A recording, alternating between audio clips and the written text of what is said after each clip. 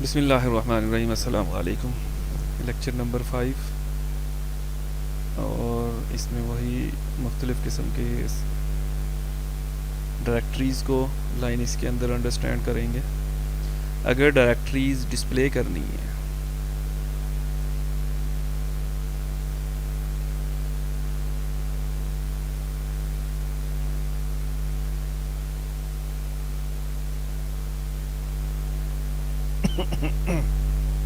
तो उसके लिए कमांड ls यूज़ होती है। जिस तरह डॉस के अंदर dir यूज़ करेंगे ना तो डायरेक्टरी डिस्प्ले होगी जहाँ पे भी खड़े हुए हैं। अब यहाँ पे खड़े हैं तो इसके अंदर देखें ls किया तो लिस्ट दे दी उसने, ये वाली डायरेक्टरीज उसके अंदर अवेलेबल्स थी। और इसी तरह अगर हम ls/a करेंगे तो हमारे पास डिटेल आएगी हर डायरेक्टरीज की।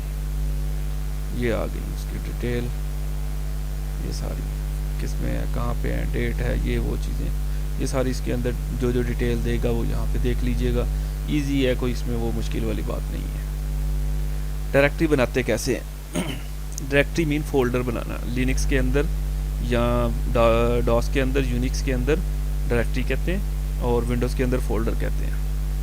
तो mkdir directory, mk make directory, आगे नाम दे दिए जो भी नाम रखना है तो डायरेक्टरी बन गई। अब बताया नहीं है तो वो जहाँ पे रखी हुई है वहीं पे बन जाएगी। अगर फर्दर इसके अंदर, इस डायरेक्टरी के अंदर ये वाली डायरेक्टरी बनानी है, ये भी बन जाएगी। तो ये पूरा पाथ देते जाएंगे तो वो इसके अंदर कोर्सेज के अंदर CS604 के अंदर प्रोग्राम्स की डायरेक्टरी या फोल्डर बना देगा। तो डिलीट करनी हो डायरेक्टरी, रिमूव करनी हो तो rmdir लिख के आगे उसका नाम लिख देंगे, वो फाइल डिलीट हो जाएगी। बट ये है कि वो खाली होनी चाहिए डायरेक्टरी। अगर उसके अंदर फाइलें पड़ी हुई हैं तो पहले फाइलें रिमूव करें। डायरेक्टरी चेंज करना है और अगर जंप करना है एक डायरेक्टरी से दूसरी डायरेक्टरी के लिए तो हम उसके लिए cd यूज़ करेंगे। ये देखिए cd और फिर पूरा पाथ दिया है कहाँ जाना है। पाथ अगर डिस्प्ले करवाना हो तो pw कर देंगे तो ये पूरा पाथ दे दिया कि इसका एब्सोल्यूट पाथ क्या बनता है। मतलब यहाँ प्रोग्राम के अंदर खड़े होंगे तो ये वाला पीछे वाली सारी डायरेक्टरी बताएगी उसके अंदर कि नदीम कोर्सेज के अंदर फिर ये डायरेक्टरीज आगे बनती जा रही थी। कॉपी करनी है तो cp लिखेंगे, कॉपी पहला पाथ कहाँ से, डेस्टिनेशन कहाँ पे कॉपी करना है। मूव करना है mv कमांड यूज़ होगी। रिमूव फाइल रिमूव करनी है, डायरेक्टरी के लिए rd है तो फाइल के लिए rm। ये पूरी पाथ दे दिया। यहाँ टैरिक के साथ करेगा तो जो .o की एक्सटेंशन की फाइलें वो सारी रिमूव कर देंगे। प्रोग्राम सी का कैसे रन होता है, कहीं पे भी खड़े हैं तो ये देखें gcc करके प्रोग्राम .c टाइप किया तो वो प्रोग्राम उसका कंपाइल हो गया। gcc कमांड यानी कि यूज़ होती है। अच्छा, नेक्स्ट कॉन्सेप्ट है प्रोसेस कॉन्सेप्ट। प्रोसेस किसे कहते हैं? जब प्रोग्राम हम बना लें या बना हुआ प्रोग्राम जब रन कर रहा होता है तो उसे प्रोसेस कहते हैं CPU के अंदर। जैसे हमने कमांड दी प्रिंट की तो प्रिंट कमांड जाएगी तो वो प्रोसेस बन जाएगा जब रनिंग हालत में होगा। ठीक है, हमने प्रोग्राम बनाया सी के अंदर हेलो वर्ल्ड प्रिंट करने का तो जब तक लिख रहे हैं वो प्रोग्राम है। जब हमने कमांड दे दी कि अब इसे रन करें, जब CPU के पास पहुंचता है या वो किस में बदल जाएगा फिर उसको प्रोसेस कहते हैं। अब उस प्रोसेस को क्या चाहिए, कुछ रिसोर्सेज चाहिए। जैसे CPU का टाइम चाहिए होगा, मेमोरी चाहिए होगी, कुछ को फाइलें चाहिए होगी, कुछ को IO डिवाइस भी रिक्वायर्ड होगी। तो ये सारे रिसोर्सेज कहलाते हैं। अब उस प्रोसेस की ना कुछ कंडीशंस होती हैं या प्रोसेस की कुछ हाल होगी कि प्रोसेस किस तरह के होंगे। तो IO बाउंड प्रोसेसेस भी हैं, CPU बाउंड प्रोसेसेस भी हैं। तो ज़्यादा टाइम जो IO बाउंड होंगे तो IO डिवाइसेस वगैरह के साथ ज़्यादा टाइम होगा उसका, जैसे प्रिंट है। और इसी तरह जो CPU है तो CPU की वर्किंग अगर ज़्यादा उसे चाहिए होगी तो वो CPU बाउंड प्रोसेस कहलाएंगे। प्रोसेस की स्टेट्स बहुत इंपॉर्टेंट है कि प्रोसेस की हाल कंडीशंस होती हैं, प्रोसेस की स्टेट होती है कि अब क्या क्या काम हो रहा है उसके ऊपर। जब प्रोसेस बनता है तो वो न्यू स्टेट पे होगा, फिर अभी बना हुआ है, क्रिएट हुआ है, चल नहीं रहा, तो जब उसके ऊपर काम हो रहा है, CPU काम कर रहा होता है, उसे रनिंग स्टेट कह देंगे।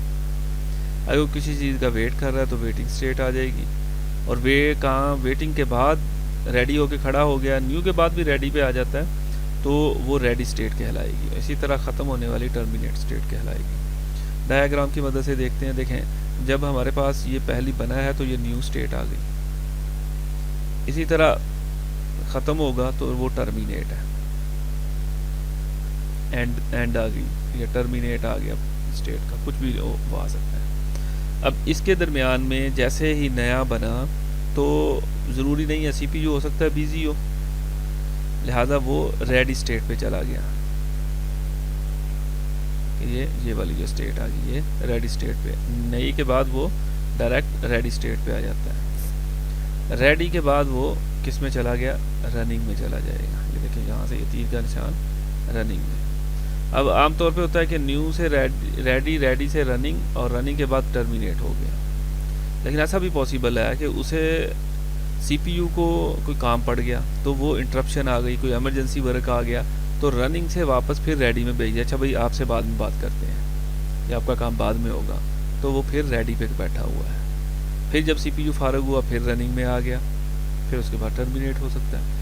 एक और काम भी होता है कि बाज़ औक़ात उस प्रोसेस को किसी IO की ज़रूरत भी होती है। जैसे हमने कार्ड डाला ATM के अंदर, तो अब वो उस वेट कर रहा है किस चीज़ का, कि हम पिन दें उसे। पहले कुछ प्रोसेस हुआ, फिर उसके बाद वो पिन मांगता है, तो पिन एक IO डिवाइस है, बाहर से देना है, हमने इंटर करना है, तो वो वेटिंग में चला गया। जब तक नहीं देंगे वो खड़ा रहेगा, टाइम आउट होगा तो वो एक अलग कंडीशन लगाई हुई है, अदरवाइज वो वहाँ पे या सीन जहाँ पे आ गया तो वहाँ पे प्रोसेस खड़ा हो गया, वो कहती है वेटिंग स्टेट। जब उसे वैल्यू मिल गई फिर रनिंग में जाना चाहिए, लेकिन रनिंग में वापस इसलिए नहीं जाता, मे बी CPU किसी और काम में बिजी हो तो उसे रेडी स्टेट में ले जाते हैं। हमेशा चीज़ रेडी के बाद ही आएगी, इंटरप्शन के बाद भी रेडी में, ठीक है, वेटिंग के बाद भी रेडिंग में, और रनिंग के बाद भी रेडी में इंटरप्शन की वजह से आ सकती है, वरना फिर टर्मिनेट, और न्यू के बाद भी रेडी में आएगी। ये प्रोसेस स्टेट डायग्राम है।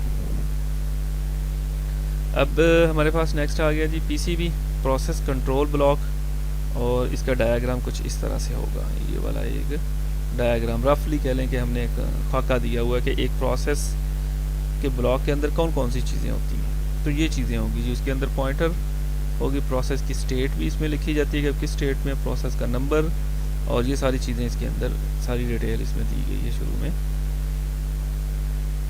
प्रोसेस स्टेट बताती है, जैसे जो अभी हम स्टेट देख के आए हैं वो सारी उनमें से कोई सी भी स्टेट हो सकती है, तो वो इसके PCB के अंदर ही रनिंग में आ जाती है। प्रोग्राम काउंटर,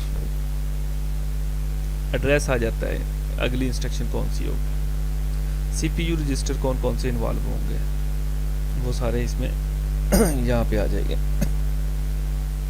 CPU की शेड्यूलिंग इन्फॉर्मेशन, आगे जाके CPU की शेड्यूलिंग डिटेल में है, तो कौन सी शेड्यूलिंग चल रही है उसकी मालूमात भी उसके अंदर लिख दी जाती है। मेमोरी कहाँ से, कौन सी कह लें कि ना उसको पेजेस चाहिए, कौन से टेबल चाहिए, कौन सी कह लें कि ना रैम का हिस्सा चाहिए, वो सारी मेमोरी मैनेजमेंट की इन्फॉर्मेशन वहाँ दी जाती है। अकाउंटिंग इन्फॉर्मेशन आ जाती है कि CPU और रियल टाइम यूज़ है, टाइम लिमिट्स कितनी है, ये सारी कह लें कि अकाउंटिंग की इन्फॉर्मेशन। IO अगर चाहिए है, IO डिवाइसेस, तो वो उसकी भी लिस्ट इसके अंदर, यानी कि इस प्रोसेस PCB के अंदर ये वाली चीज़ें सारी होगी, तो वो एक पूरा प्रोसेस ब्लॉक बन जाएगा। प्रोसेस ब्लॉक क्या होगा कि इसी प्रोसेस के अंदर ही सारी चीज़ें हैं, प्रिंट का है तो सारी मालूमात इसके अंदर पूरी एक के अंदर दी गई है। नेक्स्ट है जी प्रोसेस शेड्यूलिंग। प्रोसेस शेड्यूल बनाना, उसमें क्या होगा कि जो मल्टी प्रोग्रामिंग का कॉन्सेप्ट है उसमें एक CPU बहुत सारे प्रोसेस या प्रोग्राम इकट्ठे रन कर रहा होता है। वो प्रोग्राम जब रन हो रहे होते हैं तो प्रोसेस बन जाते हैं, लिहाजा बहुत सारे प्रोसेस इकट्ठे जब चल रहे होते हैं, लेकिन इकट्ठे काम नहीं होता, CPU बारी बारी सब पे काम कर रहा होता है, तो ये शेड्यूलिंग का कॉन्सेप्ट आ जाता है। अच्छा, अब इसमें एक कॉन्सेप्ट है कॉन्टेक्स्ट स्विचिंग, डिटेल में है कि नहीं जी। कॉन्टेक्स्ट स्विचिंग क्या चीज़ होगी कि एक प्रोसेस के ऊपर काम कर रहा है, ये एक प्रोसेस है, इसके ऊपर सीपीयू काम कर रहा है,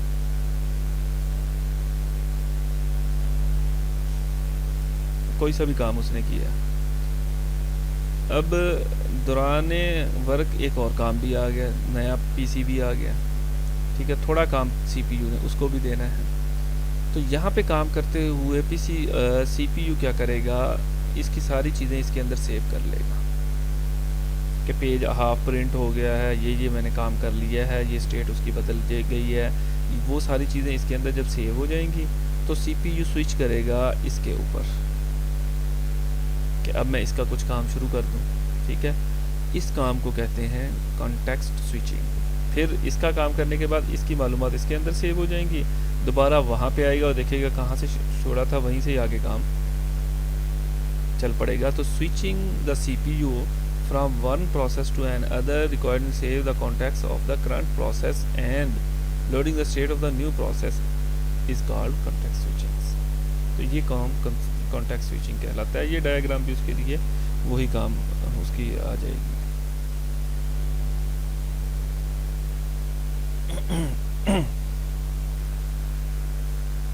अच्छा जी, नेक्स्ट हमारे पास है क्यूज।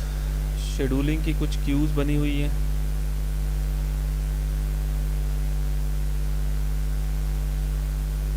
हाँ जी, इनको देख लेते हैं। सबसे पहली जॉब क्यू। जॉब क्यू जैसे कोई नई जॉब बनेगी तो वो उस लाइन में लग जाएगा, उसे जॉब क्यू कह देंगे। अच्छा, जब वो प्रोग्राम जो दिया गया है एक एक करके यानी कि सारे आ रहे हैं उसके अंदर, तो जब प्रोसेस में बदल जाएगा तो उसे रेडी क्यू कह देंगे। प्रोसेस में बदल गया, उसे कोई आईओ डिवाइस नहीं चाहिए, कोई इंटरप्शन नहीं आया, तो ये रेडी क्यू है। यहाँ से यानी कि उठा के सीपीयू ने इस पर काम करना है। और एक क्यू होती है जिसे डिवाइस क्यू कह दें या आईओ क्यूज भी से कह देते हैं। अगर इनपुट आउटपुट चाहिए होगी तो वो सारे सीपीयू सारे प्रोसेस उस क्यू में लग जाते हैं, तो वहीं से वो फिर उसको आईओ जिसको डिवाइस होती है वो दे दी जाती है, ग्रांट कर दी जाती है। तो मुख्तलिफ क्यूज़ बनी हुई हैं, उसी से ही वो वाली वर्किंग आगे शुरू हो जाती है।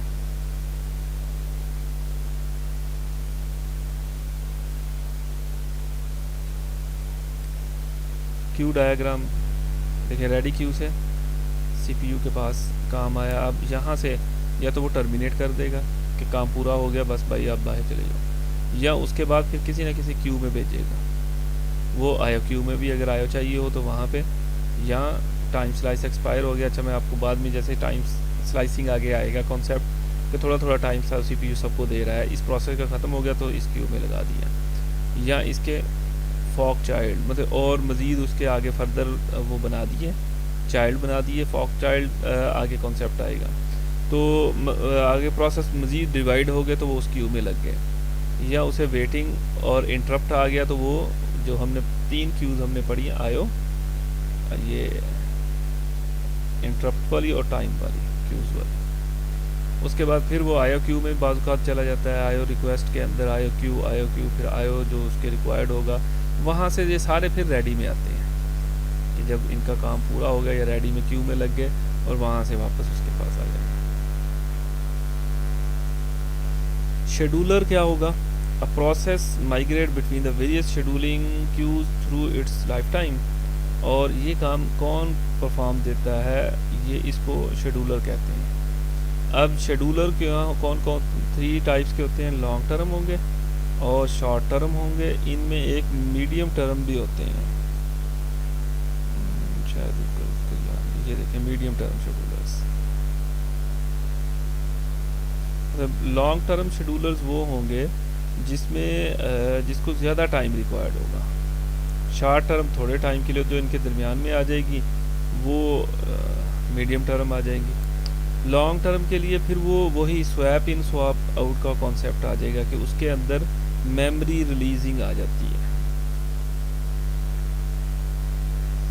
अच्छा जी, at some later time process can be reintroduced at some later stage. This concept is scheme is called swapping. The process is swapped out and कि मेमोरी के अंदर लेके आना स्वैप इन है, वापस ले जाना तो उसको निकाल देना स्वैप आउट कहलाएगा।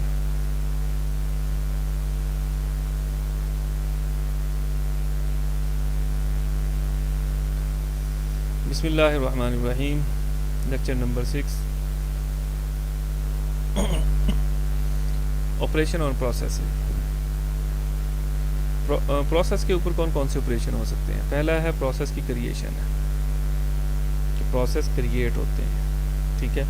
एक पेरेंट प्रोसेस है, मतलब अगर उसने मज़ीद आगे 2 प्रोसेस उसके बना दिए हैं, 2 या 2 से ज़्यादा बना दिए हैं, तो ये पेरेंट कहलाएगा और ये उसके चाइल्ड प्रोसेस आ जाएंगे,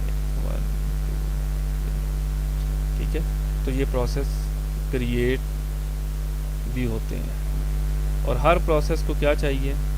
कुछ रिसोर्सेज, मेमोरी, सीपीयू, ये वो चीज़ें जो है ना डिमांड करता है, आईओ डिवाइस वगैरह।